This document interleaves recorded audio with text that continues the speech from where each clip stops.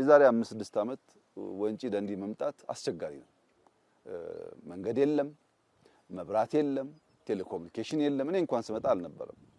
ዛሬ ግን ከአዲስ አበባ አምቦ ብቻ ከአምቦ ወንጪ ከወንጪ ደንዲ ብቻ አይደለም ከአስጎሪ ደንዲ መንገድ እያለቀ ነው ያለው። ከወሊሶ ወንጪ ደንዲ መንገድ ኦልሞስት አልቋል። በወሊሶ በኩልም በአምቦ በኩልም መምጣት ቢፈልግ የሚያስችል ነገር አለ። መንገዱ ሰርተናል፣ መብራት አስገብተናል፣ ቴሌኮም አምጥተናል። እንደዚህ ያለ ያማረ ሪዞርት በመንግስት አስተባባሪነትም በፕራይቬት ሴክተርም ተሰርቷል። ይሄንን አይቶ ከአዲስ አበባ በአንድ ሰዓት 1 ሰዓት ተኩል ቢበዛ 2 ሰዓት መጥቶ መስተናገድ የሚቻልበትን እንደዚህ ያለውን ቦታ ማንም ሰው ሚስ ማድረግ አይፈልግም። በነገራችን ላይ ከአዲስ አበባ መነሻ አድርጎ ወደ 5ቱም በሮች 100 ኪሎ ሜትር ወደ አዳማ ይታወቃል ሃይዌይ አለ።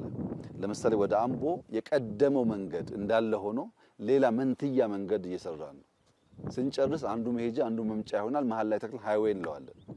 ወደ ደብረ ብርሃን አንድ መንገድ እየጨመርን ነው። አንዱ መሄጃ አንዱ መምጫ ነው።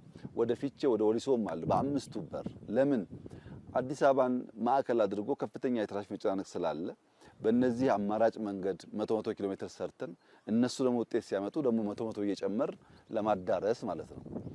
በዚህ ምክንያት በይኑናና አዋሽ ሰራነውም ስራ በሃይዌዩ ወደዚህ የሚሰራ ነው። ቀደም ባልኩት ሐሳብ በወሊሶም ይሁን በአምቦ በሁሉም አቅጣጫ ሰው ከአዲስ አበባ ዊኬንድ እየወጣ በእንዲህ ባለው ነፋሻ አየር በጣም በሚያምር ለአይን ታይቶ የማይጠገብ ከባቢ ላይ ሊዝናና ይችላል።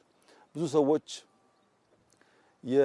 የኛን ስራ በቱሪዝም ለመለካት ይሞክራሉ። እንደዚህ መሳሳት ጥሩ አይደለም። ፖሊሲዎቻችን፣ ስትራቴጂዎቻችን በደንብ ማየት ጠቃሚ ነው። የኛም ቢቀር ግን ዛሬ የዓለም ባንክና የአይኤምኤፍ ዓመታዊ ስብሰባ ዋሽንግተን ላይ ያደረገ ነው ያለው እና የዚህን ዓመት እድገት ፕሮጀክሽን አውጥቷል። በአፍሪካ ውስጥ ቁጥር 1 ከፍተኛ እድገት ያላት ሀገር ኢትዮጵያ ናት። ከፍተኛ ቁጥር 1 በምን መጣ ሲባል በቱሪዝም በሰራነው ስራ፣ በግብርና በሰራነው ስራ፣ በኢነርጂ በሰራነው ስራ፣ በቴክኖሎጂ በሰራነው ስራ፣ በማይኒንግ በሰራነው ስራ በድምር ውጤት ነው ይሄ ነገር የመጣው። አፍሪካ በእነሱ ግምት ከ9% በላይ እድገት የምታረጋግጥ ብቸኛው ሀገር ኢትዮጵያ ናት። እኛ ከዚያም በላይ እንጠብቃለን፣ ሲደርስ የምናየው ይሆናል።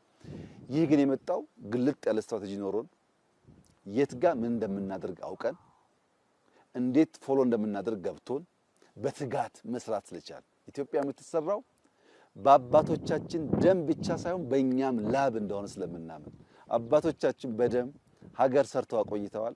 እኛ ደግሞ በላባችን ኢትዮጵያ መገንባት እንችላለን። ከዚህ ውጭ ያለው አማራጭና አካሄድ ብዛም አዋጭ አይደለም። እንግዲህ ከአባቶቻችን ሲያስፈልግ ተዋክቶ ነፃነትን መጠበቅ ተምረን እኛም በተግባር አሳይተናል።